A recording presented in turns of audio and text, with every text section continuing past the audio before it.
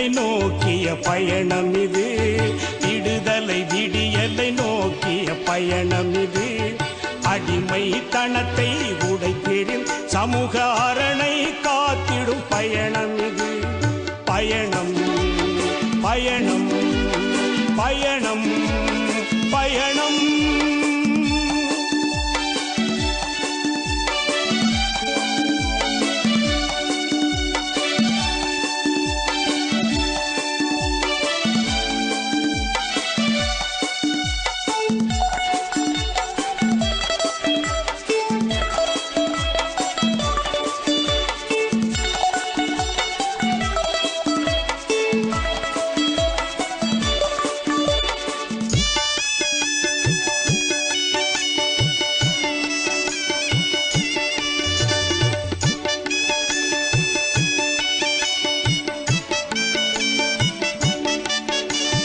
எத்தனை ஆண்டுகள் நாம் கிடந்தோம், எப்படி எல்லாம் ஏமாந்தோம். எத்தனை ஆண்டுகள் நாம் கிடந்தோம், எப்படி எல்லாம் ஏமாந்தோம். பிஸ்மில்லாஹிர் ரஹ்மானிர் ரஹீம். அஸ்ஸலாமு அலைக்கும் வரஹ்மத்துல்லாஹி வபரகாத்துஹு. மற்றும் ஒரு ஒளிநாடாவில் உங்கள் அனைவரையும் சந்திப்பதில் பெருமகிழ்ச்சி அடைகின்றேன். இன்று பல்வேறுபட்ட மேடைகள் நடைபெற்று வருகின்றன. பல்வேறுபட்ட மேடை பேச்சுக்களை நாம் கேட்டு வருகின்றோம்.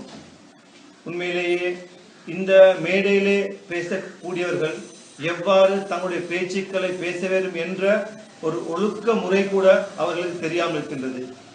இன்னும் தொடர்ந்து எமது வேட்பாளர்கள் ஒருத்தரை ஒருத்தர் தாக்கிய வண்ணம், ஒருத்தரை ஏசிய வண்ணம் இன்னுமே இந்த அரசியலை செய்து வருகின்றனர். இந்த அரசியல் கலாச்சாரம் முதலாவது நிப்பாட்டப்பட வேண்டும். ஏனென்றால் நாங்கள் பல பயான்களிலே கேட்டிருக்கின்றோம், மற்றவருடைய விடயங்களை கதைப்பது அவருடைய மாமிசத்தை உண்பதற்கு சமன் என்ற விடயம் எமக்கு தெரிந்தும் பல ஹதீஸ்கள் பயான்களை கேட்டும் இன்னும் எமது அரசியல் தலைமைகள் அரசியல்வாதிகள் இதனை மாற்றியதில்லை.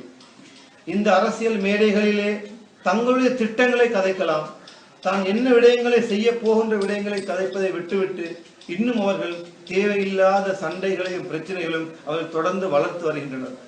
நான் இந்த அரசியலிலே இறங்குவதற்கு முன்னதாக அனைத்து வேட்பாளர்களுக்கும் ஒரு அறிவித்தலை விடுத்திருந்தேன். இந்த முறை நடைபெறவிருக்கின்ற மாகாண சபை தேர்தலிலே ஒற்றுமையாக அனைவரும் வாக்களிக்க வேண்டும், ஒற்றுமையாக அனைவரும் செயல் திட்டங்களை தீட்ட வேண்டும். ஒருவருடைய போஸ்டருக்கு மேலாக போஸ்டர் ஒட்டக்கூடாது, பக்கத்திலே ஒட்டிக் கொள்ளுங்கள், கீழே ஒட்டிக் கொள்ளுங்கள் என்று. ஆகவே 50% இன்று எமது ஊரிலே மிகவுமே சுமூகமான ஒரு அரசியல் நடைபெற்று வருகின்றது, அல்ஹம்துலில்லாஹ். இருந்தாலும் மேடை பேச்சுக்களிலே இன்னும் குறைபாடுகள் காணப்படுகின்றது. இந்த விடயங்களை நாம் இலகுவாக சாதுரியமாக எமது வேட்பாளர்களுக்கு அறிவிக்க வேண்டும். அடுத்ததாக இந்த மேடை மேடைகளிலே உண்மையிலேயே சந்தோஷப்படக்கூடிய ஒரு விடயம், அதிகமான மேடைகளுக்கு நாங்கள் சென்று பார்க்கின்றோம், மிகவுமே சொற்பமான மக்களே அதனை பார்வையிட வந்திருக்கின்றார்கள். ஐக்கிய தேசியுடைய தேர்தல் பிரசார கூட்டம், ஆளுங்கட்சியுடைய பிரசார கூட்டத்திலே கூட மிகவுமே குறைந்த அளவிலேயே மக்கள் வருகை தருகிறார்கள். ஆனால் நடைபெற்ற முஸ்லிம் காங்கிரசுடைய கூட்டத்திலே பெருந்திரளான மக்கள் கூடி அதி கூடிய நேரம் அவர்கள் இருந்து அந்த நிகழ்ச்சியை பார்த்தது மிகவுமே சந்தோஷமாக இருக்கின்றது. என்ன காரணம் என்றால், இன்று மக்கள் உணர்கின்றார்கள், எமக்கு இருக்கின்றது, முஸ்லிம்களுக்கு இருக்கின்றது ஒரே கட்சியாக அந்த முஸ்லிம் காங்கிரஸ் மாத்திரமே என்ற விடயம் காரணமாக அதிகமான மக்கள் எமோடு இன்று இணைகின்றார்கள். பல கல்விமான்கள், துறை சார்ந்தவர்கள் என்னை அதிகமாக சந்திக்கின்றார்கள். ஆண்களும் பெண்களும் என்னோடு கலந்துரையார்கள். பல்வேறுபட்ட தொலைபேசி கோள்கள் எனக்கு வந்த வண்ணம் இருக்கின்றது. நிறைய அதிகமானவர்கள் எனக்கு உரையாடல் மூலமாக ஆர்வமூட்டுகின்றார்கள். இவற்றை பார்க்கின்ற பொழுது உண்மையிலேயே எமது ஊர் மக்கள் ஒரு புதியவரை எதிர்பார்த்தது எனக்கு விளங்குகின்றது. எமது ஊருக்கு ஒரு மாற்றம் தேவை என்ற விடயத்தை இன்று மக்கள் உணர்கின்றார்கள். ஆகவே இந்த விடயங்களை நீங்கள் சற்று சிந்தியுங்கள். அடுத்ததாக எமது நாட்டிலே ஒரு சட்ட மூலம் ஒன்று இருக்கின்றது. 1978 ஆண்டு ஜே.ஆர். ஜெயவர்தன் அவர்கள் உருவாக்கிய ஒரு சட்டம். அதாவது இந்தியாவிலிருந்து அக்பர் குழு என்ற ஒரு குழு வந்து 78ஆம் ஆண்டு ஒப்பந்தம் ஒன்றை மேற்கொண்டார்கள். அதாவது முஸ்லிம்களுக்கான தனியார் சட்டமூலம் ஒன்று இருக்கின்றது. அதாவது தொப்பி போன்ற விடயங்கள், அபாய அணியும் விடயங்கள், பள்ளிகளை உடைக்கின்ற விடயங்களுக்கு எவ்வாறு தீர்வுகளை கொடுப்பது என்று இந்த சட்டத்தை 78ஆம் ஆண்டு ஜே.ஆருடைய காலத்திலே பாராளுமன்றத்திலே ஒப்பந்தம் செய்து அது எமது நாட்டு தற்போதைய அரசியலில் கூட இருக்கின்றது. இந்த அரசியல் இந்த முஸ்லிம்களுக்கான தனியார் சட்ட மூலத்தினை இன்று யாருமே அதனை நடைமுறைப்படுத்துவதில்லை. அந்த சட்ட மூலத்தினை நடைமுறைப்படுத்துவோமா இருந்தால் நடக்கின்ற பிரச்சனைகளை மிகவும் எளிதாக முடிவு கொண்டு வரலாம். ஆகவே எனக்கு ஒரு அதிகாரம் ஆட்சி கிடைக்குமாக இருந்தால் இன்ஷா அல்லாஹ் முதலாக நான் செய்யக்கூடிய விடயம் இந்த முஸ்லிம் தனியார் சட்டத்தினை கொண்டு வந்து உடனடியாக இந்த நடக்கின்ற இந்த பிரச்சனைகளுக்கு ஒரு தீர்வினை காட்டக்கூடிய ஒரு வழி என்னால் செய்து தர முடியும் என்று உங்களுக்கு நான் முதற்கண் தெரிவித்துக் கொள்கின்றேன். அடுத்ததாக எதிர்வரும் 21ஆம் தேதி நடக்கவிருக்கின்ற இந்த வாக்களிப்பிலே அனைவரும் வாக்களிக்க வேண்டும். இன்று எமது ஊரில் ஒரு கலாச்சாரம் இருக்கின்றது, வாக்களிக்கிறதுக்கு பெண்கள் செல்வது மிகவும் குறைவாக இருக்கின்றது. இரண்டாவதாக இளைஞர்கள் அந்த நாளிலே ஆற்றுக்கு போய்விடுவார்கள். இந்த விடயங்களை சற்று விட்டுவிட்டு எமது உரிமைக்கான ஒரு போராட்டம் இது. ஆற்றிலே போயிட்டு குளிக்க வேண்டும், நான் வேண்டாம் என்று சொல்லவில்லை, வேறொரு நாளிலே வைத்துக் கொள்ளுங்கள். இது உரிமைக்கான போராட்டம். எதிர்கால இளைஞர்கள் இன்று அவங்களை உருவாக்கக்கூடிய ஒரு பொறுப்பு எமக்கு இருக்கின்றது.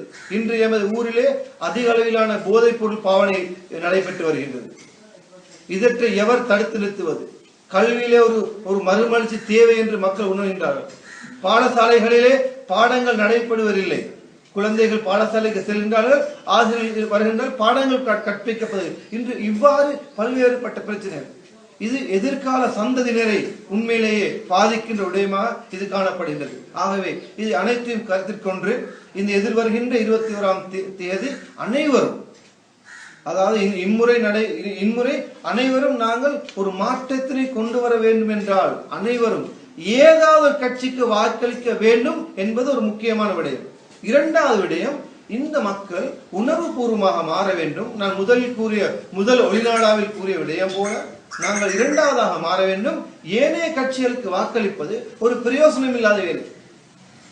ஆகவே ஏனென்றால் இது அபிவிருத்திக்கான ஒரு காலகட்டம் அல்ல, இது உரிமைகளுக்கான ஒரு போராடக்கூடிய ஒரு காலகட்டம். ஏனென்றால் உடைக்கப்பட்ட பள்ளிவாசல்கள், அபாய பிரச்சனைகள். ஆகவே அதைவிட இருக்கின்ற ஒரு ஒரு சக்தி வாய்ந்த ஒரு ஆயுதம் தான் வாக்கு ஆயுதம். எங்களுடைய வாக்கு ஒவ்வொருவரும் வாக்களிக்க வேண்டும் முஸ்லிம் காங்கிரசுக்கு. எமது உரிமைகளை நாங்கள் பெற வேண்டுமாக இருந்தால் நாம் அளிக்க வேண்டிய ஒவ்வொரு வாக்கும் அது முஸ்லிம் காங்கிரஸ் இருக்க வேண்டும். அடுத்ததாக, உங்களுக்கு இந்த ஊரில் மாற்றம் தேவை என்றால் நான் கூறிய இந்த முஸ்லிம் தனியார் சட்டத்தினை நான் அமலுக்கு கொண்டு வர வேண்டுமா இருந்தால் எனக்கு தேவை அதிகாரம். இந்த அதிகாரத்தை தருவதற்கு நீங்கள் இன்ஷா அல்லாஹ் எதிர்வரும் 21ஆம் தேதி முஸ்லிம் காங்கிரஸ் மரச்சின்னத்துக்கு வாக்களித்து